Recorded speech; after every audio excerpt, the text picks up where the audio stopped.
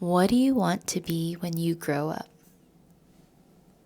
I know you've heard this a million times when you're a little kid, but how many times have you even thought about this as an adult?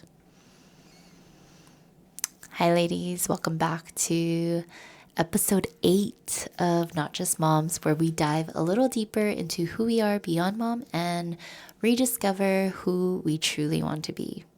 I'm your host, Stephanie No, life and mindset coach and fellow mom. Don't mind the fit today. I so happen to be on vacation. I'll give you guys a little more detail later.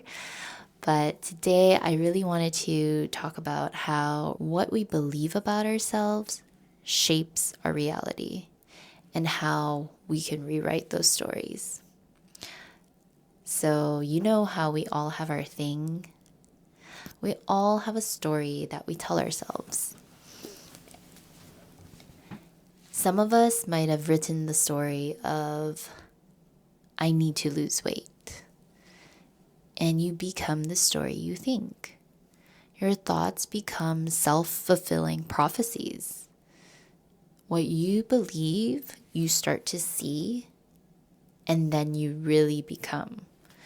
So what I mean is, when you believe, I need to lose weight, what do you think you feel like? You probably feel defeated, or you probably feel insufficient, which makes you try hard, right? And when you're feeling like you're insufficient, you're trying to work out, you're trying to diet, you're trying to meal plan. You start to behave like someone who needs to lose weight. Or another story that's completely a lie that I hear a lot from clients is, I'm bad with money. And when you think I'm bad with money, that probably makes you feel a sense of dread when you think about finances. And if you feel that sense of dread, the last thing you're going to want to do is look at your bills. So it totally makes sense that you start avoiding looking at your bills. You avoid looking at your numbers closely, and you leave it up to your spouse to deal with all the finances. And basically, once you're leaving it up to your spouse, you never put yourself in a position where you would actually have to learn how to handle your money. Therefore, you never improve, and you actually reinforce the belief of, I'm bad with money, and ultimately, you let it become true. So, I'm just going to share that my story was, I just could not find the right career. And for years, I felt so unfulfilled, but I just kept going. In my 20s, I jumped around a lot. I had a lot of random jobs. I'm a former CPA. Then I worked at a toy company. Then I got my broker's license. Then I went back to accounting and had my own accounting business. But when I finally decided to let it go and step into this new role of supporting my family and taking a pause, it felt really jarring. I felt like it almost felt worse than when I felt lost in finding a satisfying and fulfilling career, because I felt almost like I was stuck. And it was weird. It was like time was passing, but also not. And I found myself constantly wondering, is this it? And so I took a really deep dive into trying to search for, who am I? What do I like? What do I want to do? What do I see myself doing? And this quest for just what do I want led me to life coaching. And honestly, I felt like it really just unlocked everything that I've been searching for.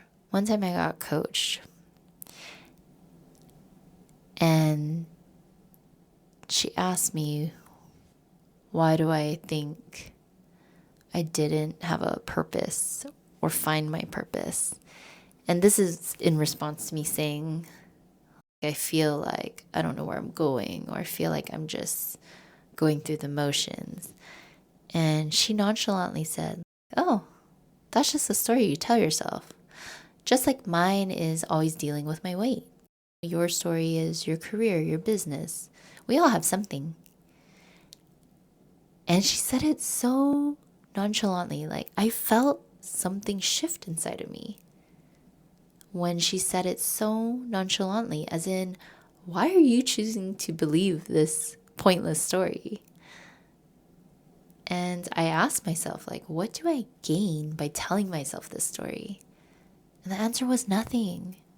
It just keeps me safe in the same place that I've always been. It just opened my eyes to wondering, who could I be without the story that I tell myself? I feel like a part of my big story of why I constantly felt stuck in my career and business or what, it's because of the story. I kept telling myself, like, I don't know what I want to do. I don't know how to do it, blah, blah, blah. Like, I took this helpless approach, probably because I really didn't want to take action. But anyways, all that aside, I think there were so many moments that I felt like it was just too late. And I would feel super discouraged of, okay. But that's the thing about perspective and the stories you tell yourself and how you see it. Because just the other day, my husband was working late, and so it was just me and the girls, and we call it our girls' nights. We're just finishing up dinner, and my middle one looks at me and randomly goes, Mommy, what do you want to be when you grow up? And my oldest just laughed, probably because she's thinking, she's a grown-up, she's doing it. But you could just look at my middle one, and she was just like deep in thought, like brainstorming mode. She was like, oh, you know what? And she was like, she had the answer. She's like, you should be a baker because you like baking and your baking is good. It just warmed my heart on so many levels, but I also just really loved her fresh perspective. In that moment, I felt like she just saw me, the real me. And I loved her honest and optimistic view. Like in her eyes, mommy's got so much time and so much potential, so what's she gonna do with it? And that made me feel so seen, because I'm so glad that she somehow picked up on the energy that I hope to always exude.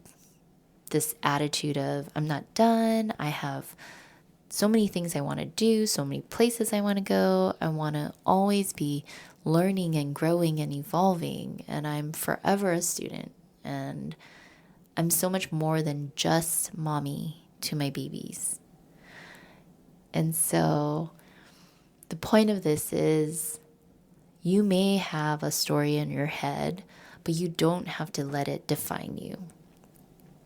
And one of the steps that you can take is that I want you to, after this episode,